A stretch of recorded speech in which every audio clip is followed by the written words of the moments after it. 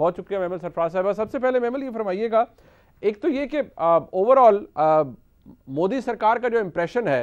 वो तो किसी से ढका छुपा नहीं है, लेकिन आपकी बड़ी इंग्रेस है भारत के अंदर जो जर्नलिस्टिक फ्रेटर्निटी है। क्या फीलिंग है वहां पर जर्नलिस्ट्स की कि ओवरऑल वहां पर जो दूसरी पॉलिटिकल पार्टीज हैं वो are they equally disgusted with all this, क्योंकि इसके ऊपर कोई आवाज उठा रहा है? क्या भारतीय सरकार का ये जो मकरू चेहरा है इसके हवाले से कोई एहतजाज हो रहा है वहां पर? देखिए, शुक्रिया मुनीब। बात यह है कि अंदर भी बहुत सारे जो हैं वो जर्नलिस्ट ऐसे हैं जो ये बात पब्लिकली और प्राइवेटली तो खास तौर पे ये बात कहते हैं कि जो इस वक्त उधर सहाफत हो रही है वो सहाफत नहीं है।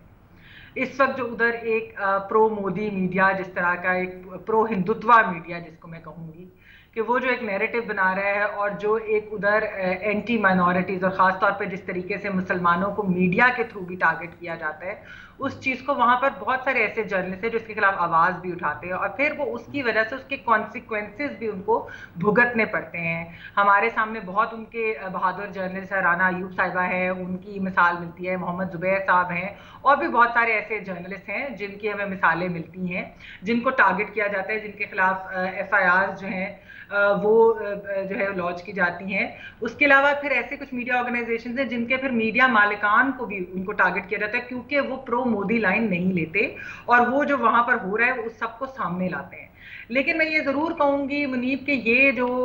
जब से मोदी सरकार आई है, और ये तो उनका जाहिर बात है दूसरा दौर हुकूमत है,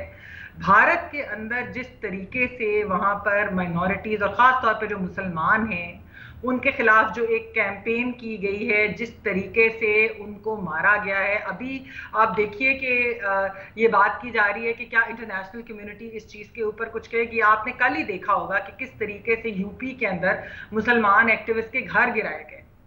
वहां पर जो है 300 से ज्यादा मुसलमानों को अरेस्ट किया गया क्योंकि उन्होंने प्रोटेस्ट की जुम्मे के दिन जो है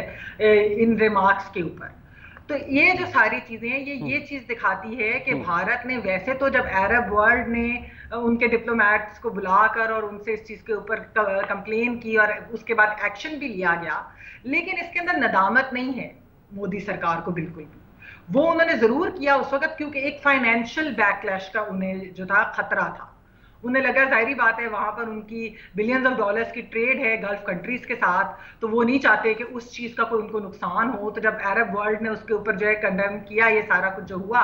लेकिन आप देखिए कि अपने मुल्क के अंदर वो अभी भी मुसलमानों के साथ क्या कर रहे हैं, अभी भी अपनी माइनॉरिटीज के साथ क्या कर रहे हैं। और ये तो पहली दफा तो हुआ नहीं है। इससे पहले हमने अभी इसी साल देखा था हिजाब रो जो हुई थी, आपको याद ही है कि किस तरीके से वहां पर हिजाब पहनने के ऊपर एक जो स्टेट के नदी लगाई गई और फिर उसका किस किस्म का रिएक्शन आया।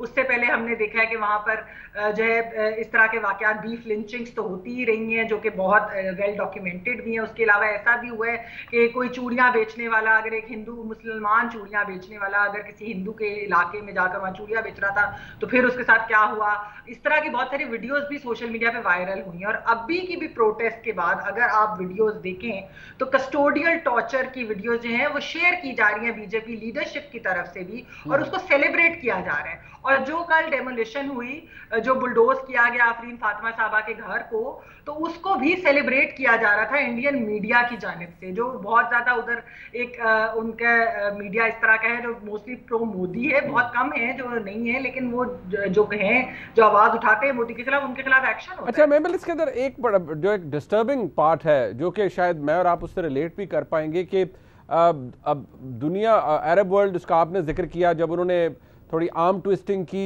भारत की, जारी बात है कि इकोनॉमिक इंटरेस्ट है तो फौरी तौर पर अपॉलॉजीज भी आ गई, लेकिन जो मुसलमानों के साथ भारत के अंदर हो रहा है, क्या आपको उसके ऊपर लगता है कि मुस्लिम ममालिक, खासतौर पर अरब वर्ल्ड जिसके साथ बिलियंस ऑफ डॉलर्स की ट्रेड है भारत की, वहां से कोई आवाज उठेगी? Because that is something which we all look up to, कि कोई ऐसा हो, या कोई कम अज कम एक पाकिस्तान की तरफ से कहा जा रहा है जी OIC के अंदर इस मामले को उठाया जाए, बड़ी जुल्म है, ज्यादती है। But then again, do you expect be के जर्नलिस्ट के ऐसा कुछ होगा? बट या नहीं, आपको लगता है नहीं, it's another episode that has been account, वो अकाउंट के अंदर एक और एपिसोड ऐड हो गई है?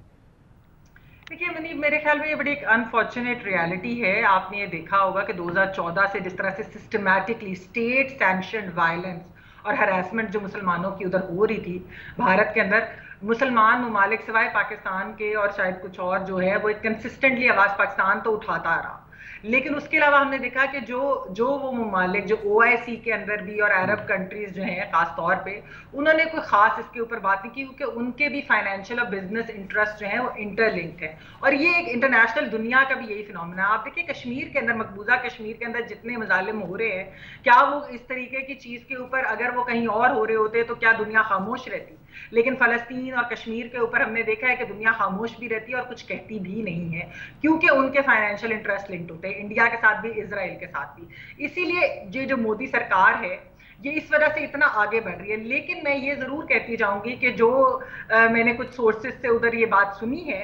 कि अब वेस्टर्न डिप्लोमेट्स जो है प्राइवेटली जो है वो इंडिया की गवर्नमेंट से इस चीज के ऊपर बात कर रहे हैं, वो कंसर्न्स रेज कर जरूर रहे हैं। और अभी आपने देखा होगा कि एक यूएस स्टेट डिपार्टमेंट की भी रिपोर्ट रिसेंटली आई थी, जो कि इंडिया की गवर्नमेंट ने उसके ऊपर फिर बाद में रिमार्क भी किया कि ये सही नहीं है, लेकिन उसके अंदर भी उन्होंने यही बातें जो है डॉक्यूमेंट की हैं कि किस तरीके से इंडिया के अंदर माइनॉरिटीज के ऊपर असॉल्ट हो रहे हैं, माइनॉरिटीज का फ्रीडम जो है वो छीना जा रहा है, और माइनॉरिटीज इंडिया के अंदर किस तंगी के साथ रह रही हैं। तो ये है कि एक थोड़ी सी कंसर्न प्राइवेटली तो अब आ रही है सामने, जो वहां के लोग हैं वो कुछ बता रहे थे, लेकिन बात ये है कि क्या ये पब्लिकली भी होगी? जब तक ये पब्लिक नहीं होगी तो मेरा नहीं ख्याल कि इसके अंदर ज्यादा कुछ होगा। ठीक।